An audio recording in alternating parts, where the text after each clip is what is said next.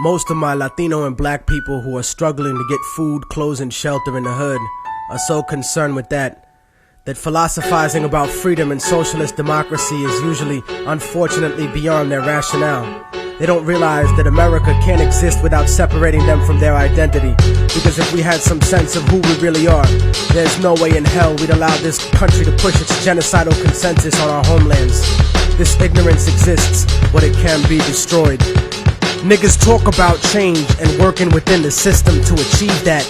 The problem with always being a conformist is that when you try to change the system from within, it's not you who changes the system, it's the system that will eventually change you. There is usually nothing wrong with compromising a situation, but compromising yourself in a situation is another story completely. And I have seen this happen long enough in the few years that I've been alive to know that it's a serious problem. Latino America is a huge colony of countries whose presidents are cowards in the face of economic imperialism. You see, third world countries are rich places, abundant in resources, and many of these countries have the capacity to feed their starving people and the children we always see digging for food and trash on commercials. But plutocracies, in other words, a government run by the rich, such as this one, and traditionally oppressive European states, force the third world into buying overpriced, unnecessary goods while exporting huge portions of their natural resources. I'm quite sure that people will look upon my attitude and sentiments and look for hypocrisy and hatred in my words. But my revolution is born out of love for my people, not hatred for others. You see, most of Latinos are here because of the great inflation that was caused by American companies in Latin America. Aside from that, many are seeking a life away from the puppet democracies that were funded by the United States.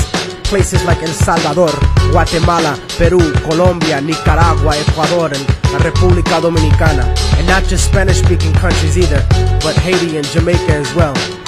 As different as we have been taught to look at each other by colonial society, we are in the same struggle. And until we realize that, we'll be fighting for scraps from the table of a system that has kept us subservient instead of being self-determined. And that's why we have no control over when the embargo will stop in Cuba or when the bombs will stop dropping in Vieques. But you see, here in America, the attitude that is fed to us is that outside of America, there live lesser people. Fuck them, let them fend for themselves. No, fuck you. They are you. No matter how much you want to dye your hair blonde and put fake eyes in, or follow an anorexic standard of beauty, or no matter how many diamonds you buy from people who exploit your own brutally to get them, no matter what kind of car you drive, or what kind of fancy clothes you put on, you will never be them. They're always gonna look at you as nothing but a little monkey. I'd rather be proud of what I am rather than desperately try to be something I'm really not, just to fit in. And whether we want to accept it or not, that's what this culture or lack of culture is feeding us. I want a better life for my family and for my children, but it doesn't have to be at the expense of millions of lives in my homeland. We're given the idea that if we didn't have these people to exploit, that America wouldn't be rich enough to let us have these little petty material things in our lives and basic standards of living. No, that's wrong. It's the business giants and the government officials who make all the real money. We have whatever they kick down to us. My enemy is not the average white man. It's not the kid down the block or the kids I see on the street. My enemy is the white man I don't see. The people in the White House, the corporate monopoly owners, fake liberal politicians, those are my enemies. The generals of the armies that are mostly conservative, those are the real motherfuckers that I need to bring it to. Not the poor, broke, country-ass soldier that's too stupid to know shit about the way things are set up. In fact, I have more in common with most working and middle-class white people than I do with most rich black and Latino people. As much as racism bleeds America, we need to understand that classism is the real issue. Many of us are in the same boat, and it's sinking, while these bougie motherfuckers ride on the luxury liner. And as long as we keep fighting over kicking people out of the little boat we're all in, we're gonna miss an opportunity to gain a better standard of living as a whole. In other words, I don't want to escape the plantation. I want to come back, free all my people, hang the motherfucker that kept me there, and burn the house to the goddamn ground. I want to take over the encomienda and give it back to the people who work the land. You cannot change the past, but you can make the future. And anyone who tells you different is a fucking lethargic devil. I don't look at a few token Latinos and black people in the public eye as some type of achievement for my people as a whole.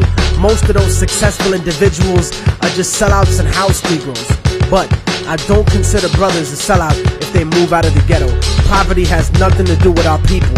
It's not in our culture to be poor. That's only been the last 500 years of our history. Look at the last 2,000 years of our existence and what we brought to the world in terms of science, mathematics, agriculture, and forms of government. You know, the idea of a confederation of provinces where one federal government controls the states? The Europeans who came to this country stole that idea from the Iroquois League. The idea of impeaching a ruler comes from an Aztec tradition. That's why Montezuma was stoned to death by his own people, because he represented the agenda of white Spaniards once he was captured, not the Aztec people who would become Mexicans. So in conclusion, I'm not gonna vote for anybody just because they black or Latino. They have to truly represent the community and represent what's good for all of us proletariat. Porque si no, entonces te mando pa'l carajo, cabrón, gusano, hijo de puta. Seramos libres pronto.